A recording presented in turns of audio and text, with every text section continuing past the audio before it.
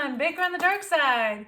So I bet you thought I forgot about the Swedish meatballs. I did not forget about the Swedish meatballs. Life happens and a whole bunch of crazy things happen, Valentine's Day, all sorts of other stuff, and I just had to put this aside. I might have picked too early. But this was my grandma's, or my mother's, I think it's my mother's Swedish meatball recipe, which I can honestly tell you I don't remember ever eating. But she wrote it down, this is in her handwriting. So I just want to show you the first step because this one takes a few minutes. So we are going to cut this in half. I'm going to do half because I don't need this many Swedish meatballs, and it makes quite a bit. It was asking for 2 pounds of the combined veal, pork, and beef. So the first thing we have to do though is get our bread and milk ready. So I didn't have any white bread. You know, I'm sure back then that's all they ever used. I don't think it's going to hurt anybody to use this wheat bread. It doesn't have any seeds or anything. It's just wheat. So it's probably better for you anyway. But it says that you're supposed to just crumble this up. According to this, crumble the bread. Crumble it. I don't know. I mean, do you put it, it doesn't say anything about how big, how small, it just says crumble. So I'm breaking this up into little pieces. This recipe has tripped me up a little bit because it really kind of messes with the ingredients a little bit. I am probably going to have to look up just the technique that Swedish Meatballs uses. I think they must have it in the Joy of Cooking. I'm going to have to look. If you don't have the Joy of Cooking cookbook, get it. It's wonderful. It's great. It has pretty much almost everything you could ever want in it. The Fanny Farmer cookbook is also my second favorite cookbook, or they're both even to me. Usually if you are looking for anything old school, you're going to find it in one of those 2 books.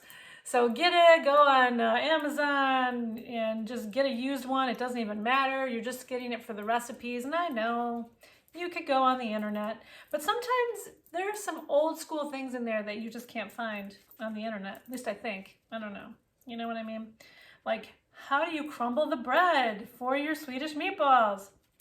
I will say this. My mother used to use white bread in her regular meatballs instead of breadcrumbs. I do remember this. And it was kind of weird. She would take the bread and she would put the milk in there, and then she would wring it out and then break it up. This recipe is different. It's asking me to break it up ahead of time.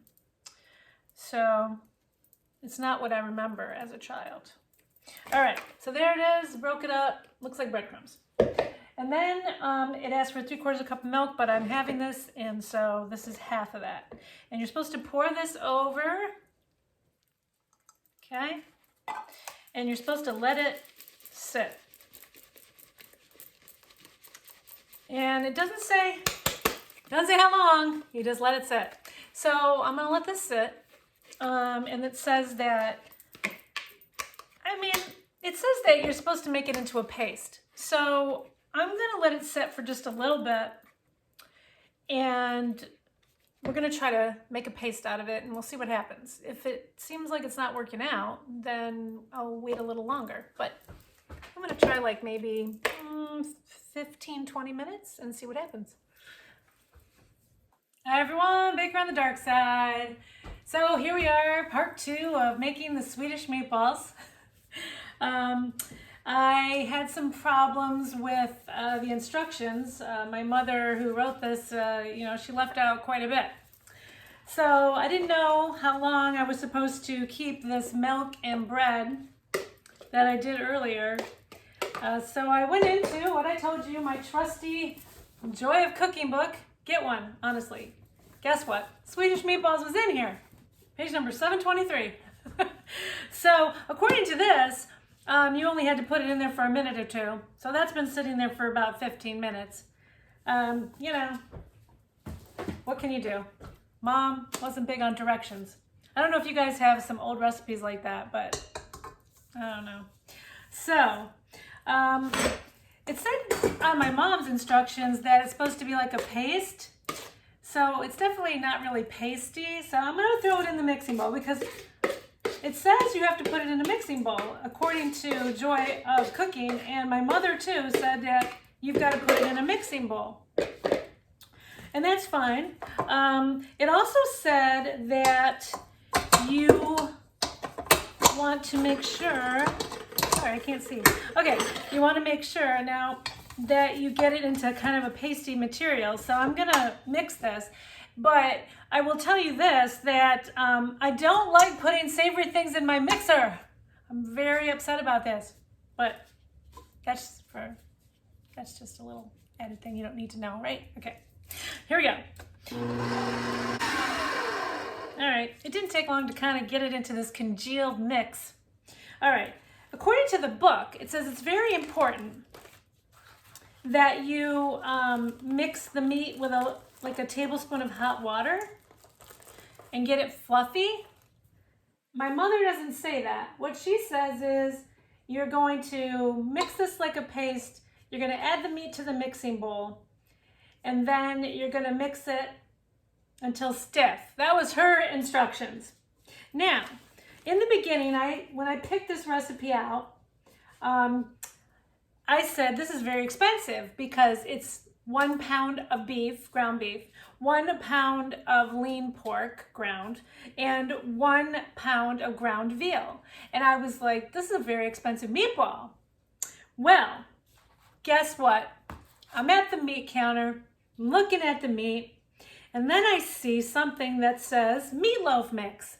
And I was like, what's in meatloaf mix? What's in there? Well, guess what's in there?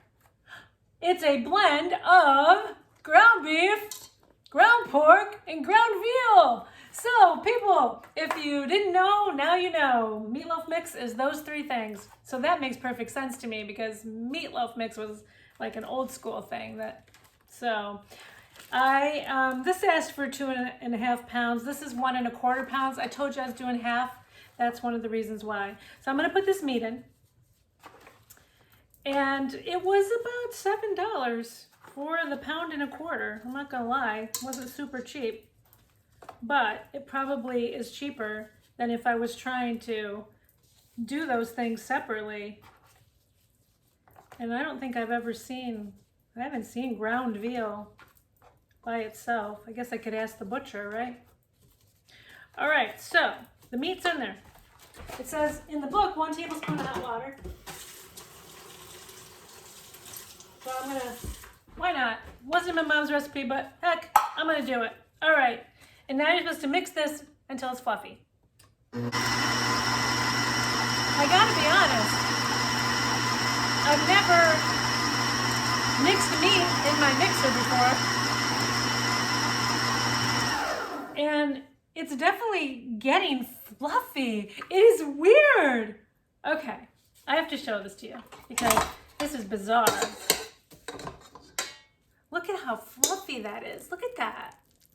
It's like you put air into it, like a whipped cream. Okay, this is interesting. I'm not gonna lie. All right, so once you get it a little fluffy, it says that you're supposed to add your sauteed onion and garlic. So I had some onion, half an onion, clove of garlic. I sauteed it earlier because you have to saute it and let it cool. So I did that. I'm throwing this in. And here comes the second thing that I don't like about this recipe. We're putting baking ingredients in it. I mean, like sweet dessert ingredients in it. It's weird. I'm gonna slip my glove off for a minute. So the next thing we're putting in is, it says 1/8 teaspoon of nutmeg, but that is when it was double. So we're gonna do half of this 1/8 of nutmeg. I mean, that's bizarre. It's just bizarre. I mean, it's Swedish, not Indian, right? I would think, okay, maybe Indian. Okay, so anyway, I'm throwing it in. It's not a lot though, but it just very strange. And then allspice, we're putting allspice in there. Same thing, same half of 1/8. Then it says pepper. So we're doing 1/4 teaspoon of pepper. So I'm gonna do some math and we're doing 2/8. Wait, no, only 1/8 because I'm halving it. I caught myself. And then it says 2 teaspoons of salt, but we're only doing 1 teaspoon of salt. And you know me. What am I doing? The light salt. 1 teaspoon. That's a lot. Okay, you say so. All right. I did say I was going to ease up on the salt for dinner. I guess we'll see. All right. So now I'm putting my glove back on. And we're going to mix it. Oh, and you have to add an egg. I knew there was something I was missing. And an egg. A beaten egg, 1. It was 2, but I halved it. All right, here we go. And we're going to make it. Once you do this part, that should be it for the meatball. I think we put everything in. I'm going to double check myself. Meatloaf mix, bread, milk was in the bread, onion, garlic, salt, nutmeg, allspice, egg, pepper. All right, that's everything. One more quick flip.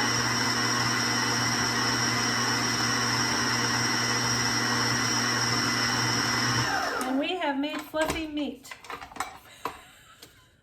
I don't think I would ever have said that in my lifetime. Fluffy meat. All right. Oh, I don't even like this. I'm gonna have to like sterilize this so it's ugh. So I'm gonna have to boil it.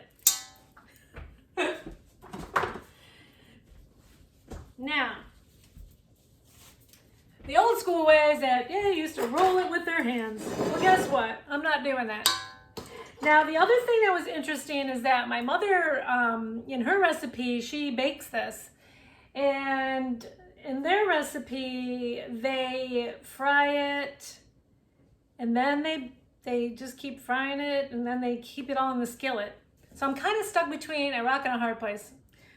If I'm following my mother's recipe, you are going to put these in the skillet and put them in the oven. I'm going to do that. I'm going to use a cast iron skillet. I put a little oil in there, seasoned it up, and I know the old way they used to use their hands. I'm using an ice cream scoop. Oh, that's just another thing that I'm using that usually goes for desserts. All right. I'm totally like out of my comfort zone right now. Oh, I'm on the dark side today. All right, so that's what I'm gonna do. So you just kind of like, they're very, very moist, very light. And you're putting them in here in the skillet. And then you're supposed to, according to my mother, you're supposed to, hold between your hands, put the meatballs in a shallow pan, and then you're supposed to add 1 cup of hot beef bouillon, and you bake at 350 degrees Fahrenheit. So that's what we're gonna do. I don't know what's gonna happen, but we're gonna do it.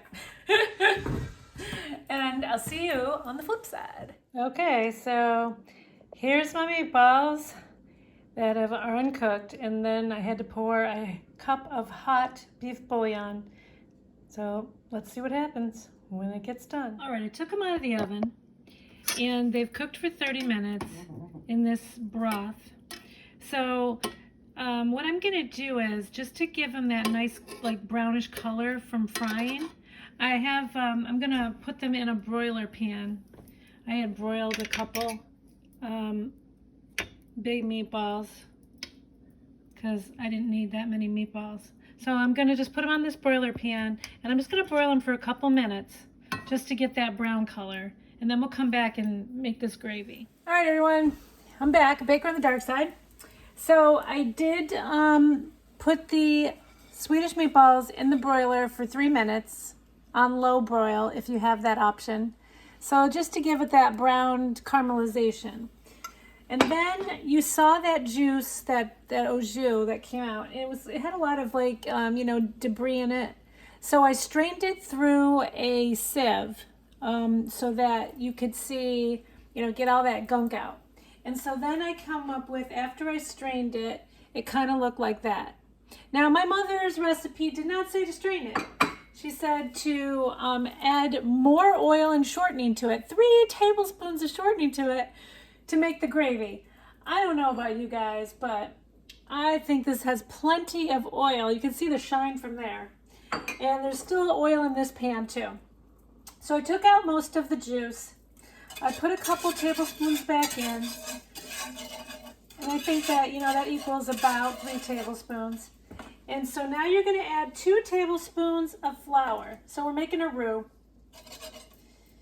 We're cooking it because we're making a gravy, because Swedish meatballs have a gravy in them. So we're going to do that. So we're making this roux. You got to cook it out. Now I might need just a little more juice. Looks like I might have been short. So I'm going to add just a little more to help me cook this out. I don't want it to be lumpy.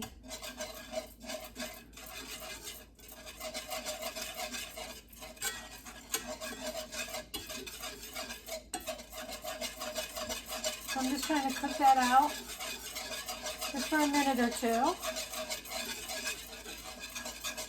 I would definitely say a cast iron skillet is the way to go. If you decide you want to fry the meatballs, you could fry the meatballs. All right, slowly it says to add in the rest of the juice. I'm going to do that. Now my mom's recipe said that the juice would dissolve and disintegrate. So it didn't do that at all. I didn't think it would. I thought that was a mistake, even when I read it. All right, so I'm slowly adding this in as we're making this gravy.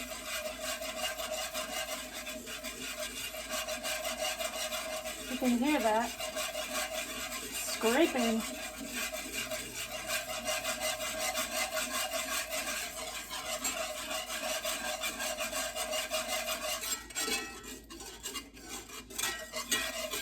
I just don't want it to be too lumpy. It smells good. I would not say this is healthy by any means. But in the old days, they didn't care about health, right? You just eat it. Eat it. Clean your plate. And I'm definitely part of that clean plate club. Do you remember when your mom used to be like, you cannot leave this table until you finish what's on your plate?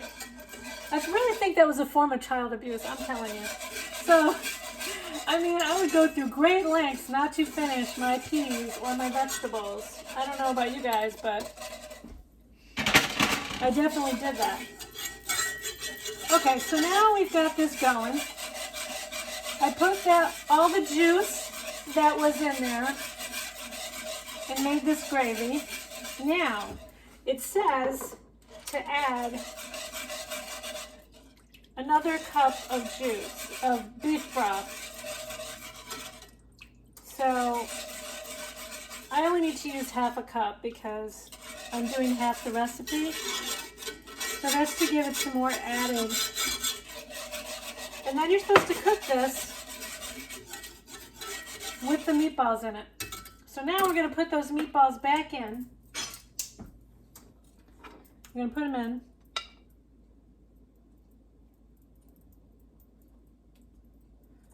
So that they get cooked into that juice.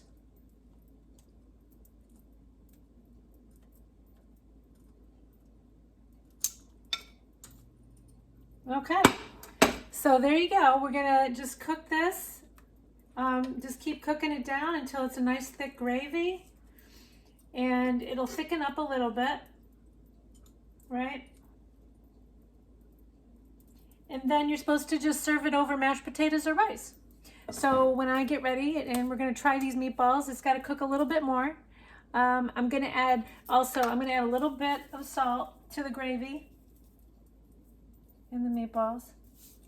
A little bit of pepper. It said salt and pepper to taste, so it's up to your discretion. They don't give you any recipe for that. All right, so I'll be back. Hi, everyone. Okay, so Swedish meatballs. So we're going to plate these up and taste them. Let's see if I did it, my mother proud. I don't know. But they look, smell fantastic. I mean, they really do. Let me give you a close-up of what they look like. So there's that. There they are. And they're gravy. This gravy gets thicker when you let it cook. See that? Smell-o-vision. Okay. So now this is a high-fat meal. There's no doubt about it. It's not the healthiest thing in the planet. So it says you can serve it over rice. You can serve it over mashed potato. And I got nothing against those things. I would love to eat those right now. But I would like to do something healthier just to make this a little better, few more nutrients. So I went to the store at one point and I saw this from Cascadian Farms. It's riced sweet potato. And it really intrigued me. And it's organic. And guess what? The only ingredient is organic sweet potatoes. There's 3.5 servings in this. You could probably stretch it to 4 if you really wanted to, or have a little bit bigger 3. It's only 100 calories per serving. I think you could, go with it. But even if you made this 2 servings, you're still, doing really well. Let's give it a try. You take it out of the bag and you just steam it in the microwave. And I did that. So this is what it looks like. It's a nice rice sweet potato. So I'm going to put this on the bottom.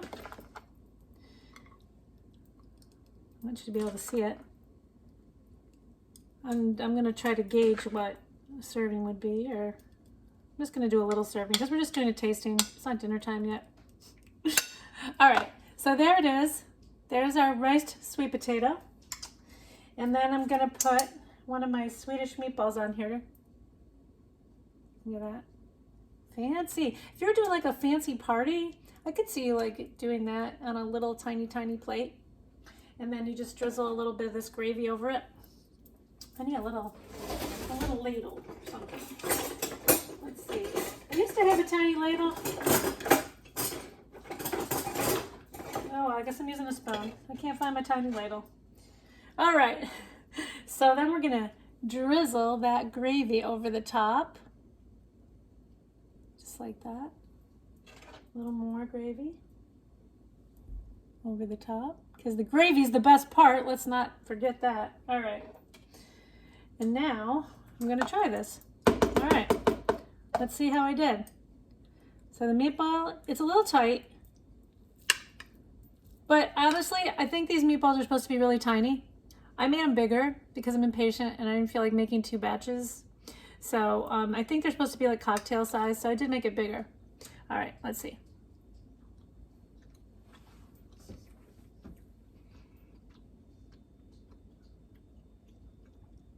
I mean, they're tight, but they're moist, very moist. I can't even really taste like a lot of allspice what was the other spice I put in there? Nutmeg. I can't really taste it that much. The sweet potato might be cutting that a little bit too. No, it's good. It's good. I will say this, that this reminds me of Salisbury steak. And it's funny, this gravy, I definitely feel like my mother made this gravy for Salisbury steak. And the gravy's fantastic. And it's so funny because I was really not patient, and I made 2 little Salisbury steaks.